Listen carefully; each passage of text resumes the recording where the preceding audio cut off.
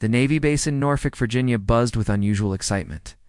Word had spread that President Donald Trump was visiting to meet sailors and tours the facility. For weeks, preparations had been underway, flags neatly hung, floors polished, uniforms pressed crisp. But one request stood out. The president wanted to eat exactly what the sailors ate. Commander Grace Harlow, a respected 40-year-old officer known for her fairness, raised an eyebrow when she heard. Most presidents stick to formal dinners, she told her junior officer, Lieutenant Marcus Reed. But if he wants real Navy food, he'll get it. The galley, the cooks felt both nervous and proud. Among them was Petty Officer Carla Dawson, 28, who had grown up in a small town before joining the Navy as a cook. For Carla, preparing meals wasn't just duty, it was a way of caring for her. Fellow sailors, do you think he'll actually eat it? One sailor whispered. Carla smiled, though her heart raced. If he does, he'll see what we really live on. The menu was simple: meatloaf, mashed potatoes, canned green beans, and peach cobbler. No upgrades, no fancy substitutions. Just standard Navy food recipes written for practicality, not luxury. Carla seasoned the meatloaf, adjusted the potatoes, and checked the ovens. She wasn't aiming for gourmet, she wanted honesty. If he eats this, she thought, he'll know how we live by 11 a.m. Trays were lined up, dishes steaming, and the galley spotless. Outside, sailors gathered in anticipation as the president's motorcade rolled in. When Trump stepped out, waving and shaking hands, the energy shifted. Inside, the galley crew froze as he entered. "Smells good," he said with a grin. "Who's the chef?" Carla's heart pounded as she stepped forward. "Petty Officer Carla Dawson, sir." He shook her hand. "Well, Carla, let's see what you've got." Then, to everyone's surprise, Trump joined the line like any other sailor, taking a tray piled with meatloaf, potatoes, and beans. He sat at a long table among them. No special seat, no silverware, no fine china. He looked at the plate and chuckled. "This looks like something my mom used to make." Nervous laughter rippled through the room. Then came the moment of truth. He cut into the meatloaf, raised a bite, and said, "Here we go." The room fell silent. After chewing, he nodded. "You know what? This is better than I expected. Real honest food." Laughter and relief broke out. But Trump continued. "It's not fancy. It's not five-star dining. But that's the point, isn't it? This is what you live on. This is part of your sacrifice." Carla's hands trembled. She had served these meals for years, often hearing complaints. For the first time, someone saw the meaning behind them. Trump tried the beans and smiled. "Canned beans. I grew up on these. They may not look like much, but they get the job done when you've got a long day ahead." A young sailor at the table asked shyly, "Sir, do you really like it?" Trump met his eyes. "Son, I've eaten meals that cost hundreds of dollars a plate. But right now, this means more because it's the same food you eat that makes it special." The galley went quiet again, not from nerves, but from the weight of his words. For the sailors, the meal stopped being about taste. It had become a moment of recognition. From the counter, Carla whispered to herself, "He actually gets it." The cook beside Carla nudged her. "I thought he'd spit it out." "Guess you've just got presidential approval." Carla laughed nervously. "It's not about approval. It's about the fact that he sees what we go through." Trump kept eating and talking with sailors, not just about food, but about their families, deployments, and struggles. He wanted to know what kept them going and what worried them most. One sailor admitted, "Sometimes it's the little things, sir. Like a warm meal after a long watch. Makes you feel human again." Trump nodded. "That's the heart of it. A meal is never just a meal. It's fuel, but it's also comfort." Carla felt tears sting her eyes. For years, her work had been overlooked, taken for granted. Today, someone had finally said out loud what she had always believed. Even a simple tray of meatloaf could carry meaning. Still, she wondered, was this just talk, or would his words matter after he left? When Trump finished his peach cobbler, he set his fork down. Cameras still rolled, sailors still hung on every word. Leaning forward, he spoke more quietly. "Need to tell you something honest. I know some of you think this food is plain. Some of you get tired of it, I understand. But let me say this. It may never win a chef's award, but it carries something greater. The spirit of sacrifice. The sailors exchanged glances. No president had ever spoken about Navy food this way. Trump went on. Every bite reminds me of what you give up. Luxury, comfort, family dinners. You eat here so the rest of America can eat at home in peace. That makes this food priceless. A hush swept the room. Carla's throat tightened. Lopez muttered under his breath, "Did he just call our meatloaf priceless?" Chief Petty Officer Daniels, a 25-year veteran, stood and said firmly, "Sir, I've eaten this food more times than I can count. I never thought I'd hear a president call it sacrifice." "Thank you." Trump nodded, visibly moved. "You serve this country with your lives. The least I can do is sit with you and eat what you eat. And I'll tell you something, this meal means more to me than the finest banquet."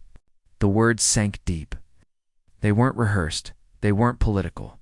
They were raw, simple, honest. And that honesty shocked the sailors most. When the meal ended, the sailors left the galley in waves. Some laughed at the surreal moment. Others stayed quiet, reflecting. But all of them carried the weight of what they had just heard. Carla stayed by the counter, stunned. She thought of her late father, a factory worker who always said, "Respect comes in small ways, not grand gestures." If he had been alive, he would have smiled at this moment. Commander Grace Harlow approached Trump. "Mr. President, I've never seen the crew this affected by a speech." Trump shrugged.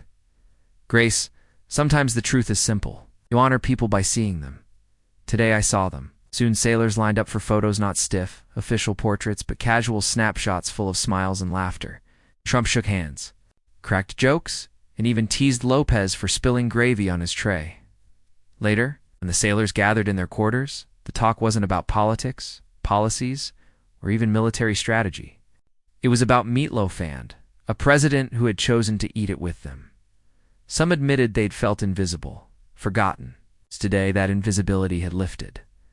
That night, Carla wrote in her notebook, "Food carries dignity when someone recognizes." Today, the president reminded us of that.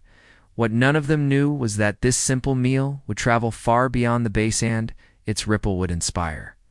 More than just sailors. As the meal wrapped up, Trump shook hands one by one. When he reached the galley counter, Carla stood face to face with him, her palms sweaty. "You cooked this, right?" Trump asked. "Yes, sir," Carla said, her voice trembling. "With my team?" Trump smiled warmly. "Well, you've done more than cook. You reminded me of my mother's kitchen. That's a gift." Carla swallowed hard. She wanted to thank him, but words stuck in her throat. Finally, she managed, "Sir, we try to make it feel like home even if it's not." Trump nodded, visibly touched. "That's exactly what it feels like. Home, even here." The sailors nearby went silent, realizing what this moment meant for Carla Cook, who had spent years overlooked, now seen. Her work suddenly mattered. After Trump moved on, Lopez whispered to her, "You just made history. The president compared your meatloaf to his mom's." Carla brushed away a tear and laughed softly. "I didn't do this for her. I just wanted them to feel cared for," Carla whispered. But deep down, she knew this moment was different. Trump's words had given meaning to what she had always believed, that food, no matter how simple, carried comfort and dignity. Later that afternoon, Trump asked to sit again with a smaller group of sailors. This time, the cameras were gone. Just him, a handful of young sailors, and Commander Grace Harlow. He encouraged them to share their stories. Petty Officer Ramirez spoke about missing the birth of his daughter during deployment. Seaman Harris admitted how tough it was eating the same meals day after day, but added that the galley staff always kept spirits up. Trump listened without interrupting. Finally, he said, "You know, back in New York, people think Navy food is a joke, but sitting here I realize it's not about the food. It's about the people who prepare it, and the people who share it." The sailors exchanged glances, surprised. At his sincerity, Grace added softly, "Sir, sometimes just sitting with us, does more than speeches ever could. Trump nodded. That's why I came to remind myself, and maybe remind the country, that service isn't just on the battlefield. It's in the small things too, even here in the galley. Carla, listening from the kitchen doorway, felt a lump in her throat. She had always wondered if her work truly mattered. Now, hearing those words, she knew it did. When Trump finally left the galley, sailors crowded outside to see him off. They clapped not because protocol demanded it, but because they were genuinely moved. The applause grew louder, echoing across the base. Trump turned back, raising a hand. No, the applause isn't for me. It's for you, for what you do every day.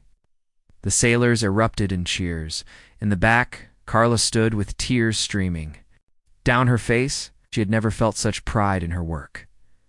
Grace leaned toward Trump and whispered, "You've done something today, sir, that none of us will forget." Trump gave a small nod. Sometimes the simplest meals tell the biggest stories. And with that, the motorcade rolled away, leaving behind not just an empty galley, but a memory that would feed the hearts of sailors for years to come. May not realize it, but you just gave this crew we'll never forget today, Grace whispered. Trump smiled faintly. Neither will I. As the motorcade pulled away, the sailors kept talking not about politics, not about speeches, but about meatloaf, honesty, and being seen. Carla returned to the galley and sat at the same table where the president had eaten. She touched the tray he had used as if it carried a piece of the moment itself. Sometimes, she thought, respect comes from sharing something as simple as a meal. Little did she know, the story was only beginning to spread. Within days, the world heard about the president who ate Navy food and the sailors who were forever changed by his words. The next morning, sailors began posting photos and short clips online. Trump eating meatloaf, laughing with sailors, shaking hands with Carla. Within hours, hashtags trended, hashtag Navy meal, hashtag meatloaf moment, hashtag serving sacrifice. News outlets picked it up. Commentators were stunned, not by policy, but by the raw simplicity of the act. One headline read, "President chooses Navy galley over banquet calls, meal priceless." Carla's phone buzzed nonstop. Friends from her hometown messaged. Her mother cried over the phone, "Honey, your food was on TV." The president compared it to his mother's cooking. Carla smiled, humbled. "It wasn't about me, Mom. It was about all of us." Meanwhile, sailors from other bases began sharing their own galley stories, photos of spaghetti, chili sandwiches. Each post carried the same message. This is what we live on. This is our sacrifice. The moment had sparked something unexpected. Pride in the small, overlooked details of Navy life.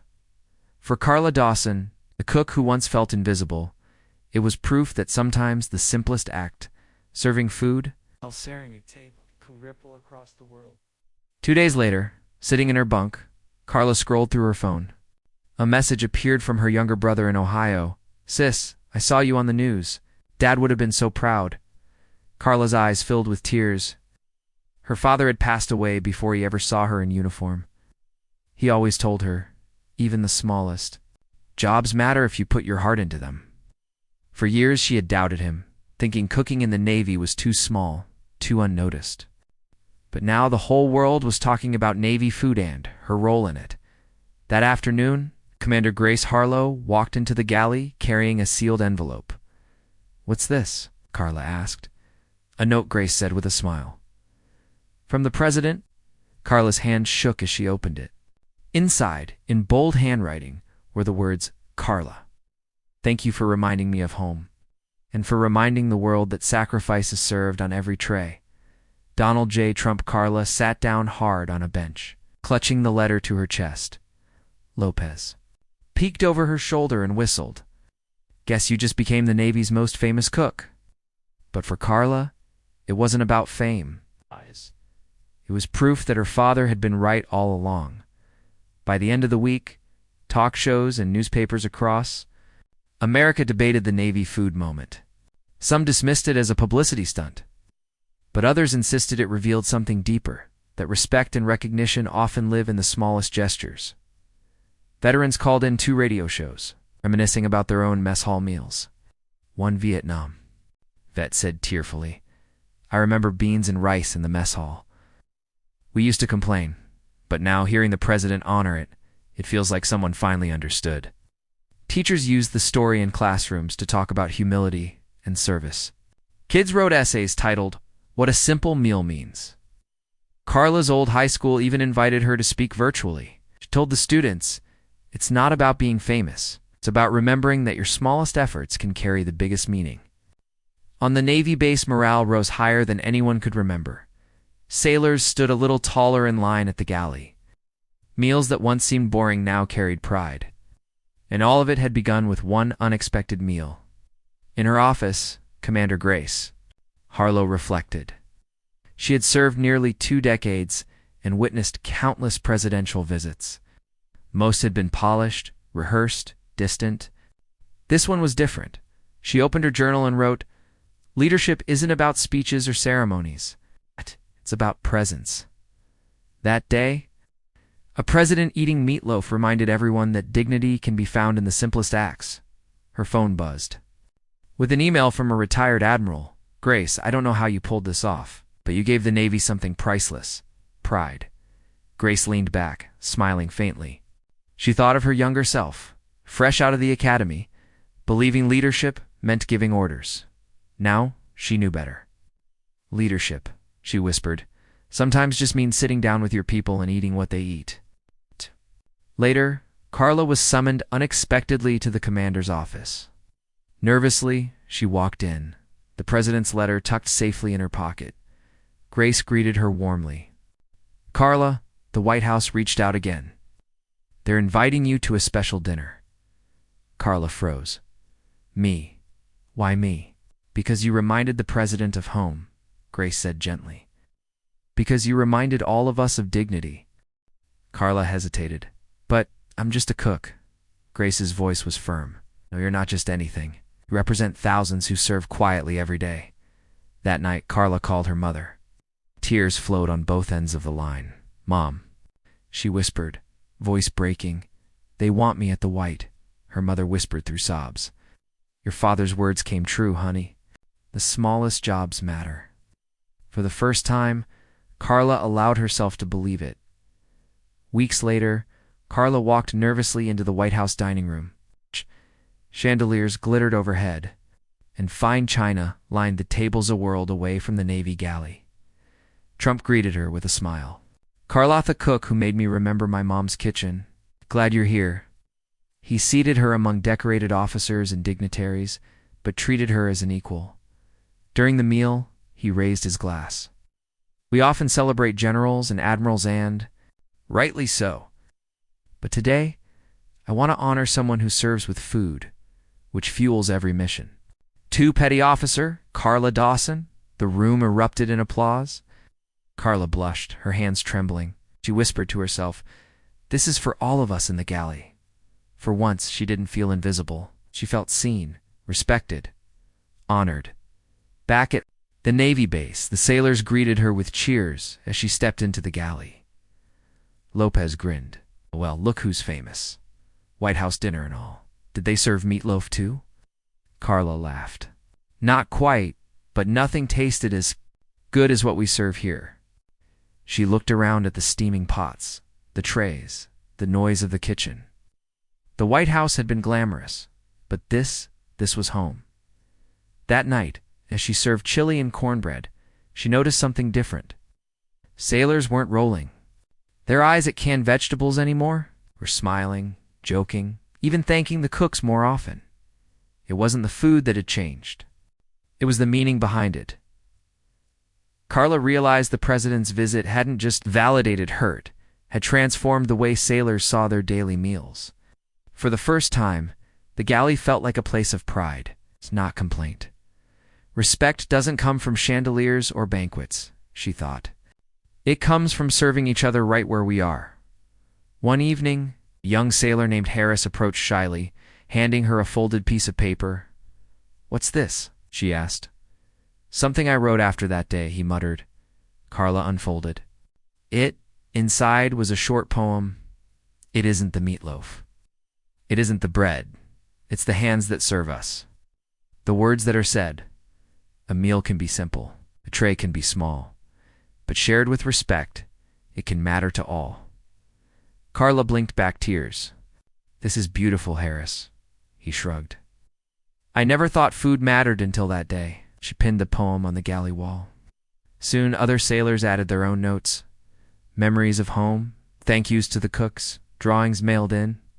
From children back home, the galley wall became a living tribute not to food, but to community, dignity, and the little things that held them together. One quiet evening, Commander Grace Harlow stopped by and found Carla cleaning trays, humming softly. You know, Grace said, what happened here will be remembered for a long time. Carla smiled faintly. It still feels unreal, ma'am. I never thought meatloaf could matter so much. Grace shook her head. It wasn't the meatloaf. It was the heart you put into it, Tand, the honesty that met it. That combination moved people. Carla thought again of her father's words. Even the smallest jobs matter. She finally understood. Grace placed a hand on her shoulder. History books won't write about the seasoning in the potatoes. They will remember the day a president sat down with sailors, ate what they ate, and spoke from the heart. And you were at the center of it. Carla's eyes filled with tears. I didn't do it alone. We all did. Grace smiled. That's the Navy way. Months passed, but the Navy food moment stayed alive. Documentaries replayed the footage. Schools studied it. Navy cooks everywhere held their heads a little higher. For Carla, the biggest change wasn't fame. It was belief that her work mattered, that her father's wisdom was true, and that dignity could live in the smallest details. One evening, she served another round of meatloaf. A young recruit joked, "Careful, this could end up on the news again." The galley erupted in laughter. Carla grinned. Good, then let's make it the best meatloaf they've ever had. She looked around at sailors eating, laughing, sharing stories, and then she realized the real twist. It wasn't that the president had shocked the sailors with his words. It was that the sailors and one quiet cook had reminded the world that respect, sacrifice, and dignity aren't found in grand gestures. They're found in the simple act of breaking bread together. From that day on, every meal in the galley carried a little more meaning, a little more pride, because sometimes the smallest table can hold the greatest truth. Asterisk.